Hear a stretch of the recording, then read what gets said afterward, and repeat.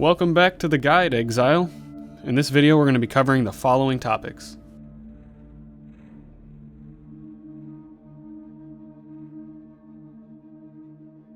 Now, before we begin playing the game, I recommend grabbing a loot filter. Loot filters are simple text-like files that anybody can create that Path of Exile uses to filter loot drop nameplates, either hiding certain items or making other ones pop out more with the sound. This makes picking up and identifying loot much easier on the player. The current filter that I use is the one filter to rule them all. It is a very clean and non-invasive filter that keeps a common color scheme to the Path of Exile. Another common loot filter that is used is NeverSync's loot filter. Each of these forum posts describes what the nameplate colors and styles mean, but for now we'll just install the loot filter and make looting a lot easier and understandable. Links to both of these filters can be found in the description below. Once you get to the forum post, simply right-click the link to the filter, and save link as. Navigate to My Documents, My Games, Path of Exile, and save it there as the respective name of the filter with the .filter ending. Once we're back in Path of Exile, we can open up the Options menu with the O key and go over to the UI settings on the top.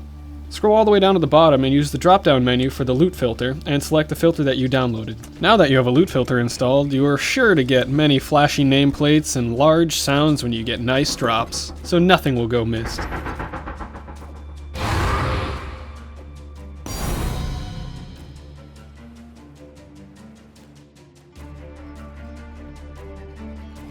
So now that we're in the game, let's take a look at the user interface. We can gain a lot of information about the game before we even move our character. First, we should adjust our settings so that they're equivalent, so that we can go through it together. Now, as you can see in my settings, I do have a key bound for picking up items. This is so that when I'm running over lots of nameplates, I'm not accidentally picking up items without having the other key held down. This is definitely very useful for situations where there's a lot of loot on the ground and you need to reposition.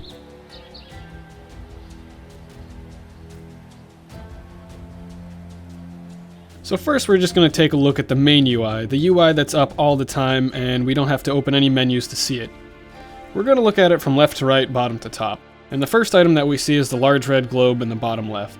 This is the character's life pool and main buffer between life and death. To the right of the life globe we can see the button for the menu, which is default escape, which shows all of the submenus that exist along with their bound keys. Before we look at any more menus, let's continue on with the rest of the main UI. To the right of the menu button are the 5 slots used for flasks. Flasks can be activated out of town by either hitting the associated hotkey 1 through 5 default, or right-clicking the desired flask. The flask system in Path of Exile is very unique in that flasks are used regularly and not just to resupply your life and mana resources. Flasks recharge when you kill monsters and enter towns. These will be described in more detail on the flask portion of the guide, but for now, just know that they are very important to your character. In the bottom center we can see the experience bar. This will display the current amount of experience you have in your level. If you hover over it, you will see your current character level, the percentage of experience you have, and the total experience your character has. To the right of that, we can see the 8 skill slots. These are slots where you can place active skills and auras to be used by your mouse keys and hotkey binds. Left-clicking on a slot provides you with a bunch of tiles displaying all the possible skills you can add to the bar. Left-clicking one of those tiles will place the skill in the respective slot that was originally clicked. You can have the same skill on multiple slots, and orders are not required to stay on a slot once they are activated. I recommend always setting your left mouse button to walk so that you do not accidentally attack enemies while trying to escape or walk by them. Finally, the last item on the bottom is the blue globe, which is the character's mana pool. It is the character's main resource for performing attacks or casting spells. Above the mana globe is the quest tracker, which shows quests that you currently have active, a quick description as well as depicting if the quest is required or optional. In the top right we can see the mini-map. This map can be expanded by pressing tab, which brings up the mini-map on a screen overlay, and lets you see more of the map at once. You can also use the arrow keys to move the map around and check for areas you have not explored. In the top right of this overlay we can also see what zone we're in, the difficulty level, zone level, the league, and realm we are on. Pressing tab again will recenter the map if it has been moved, and pressing tab again after that will bring the map back down to the mini-map. Finally, it is important to mention the upper left corner of the screen houses the buff bar. This area will display small tiles of current buffs or debuffs and their durations that exist on your character. It is important to keep an eye on this bar for status effects like bleeding that can kill your character very fast upon movement. Another feature of the main UI is also the chat box. This can be accessed by just hitting enter, and it brings up a small chat box on the left side of the menu. You can talk to anybody in the game by using global chat or trade chat by using a hashtag or a $sign respectively.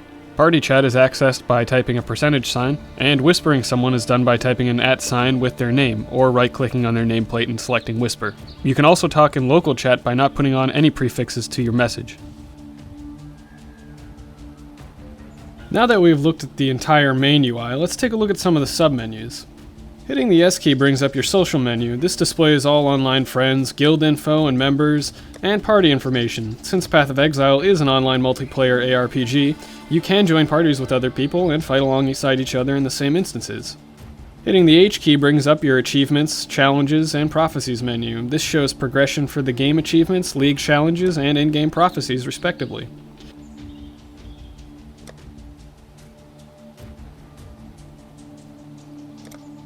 The U key brings up the world screen, which shows the current act and difficulty which you are in, along with connecting zones, quests in that act.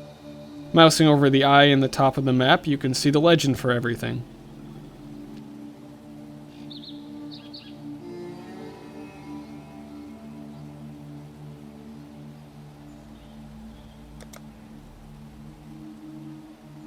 Hitting the C key will bring up your character info screen. Here we can see all the stats of our character, including offense and defense. Now, when looking at your offensive stats, ensure to select the right skill tile from the available tiles to get the right stats for that skill, because by default, the auto attack is selected.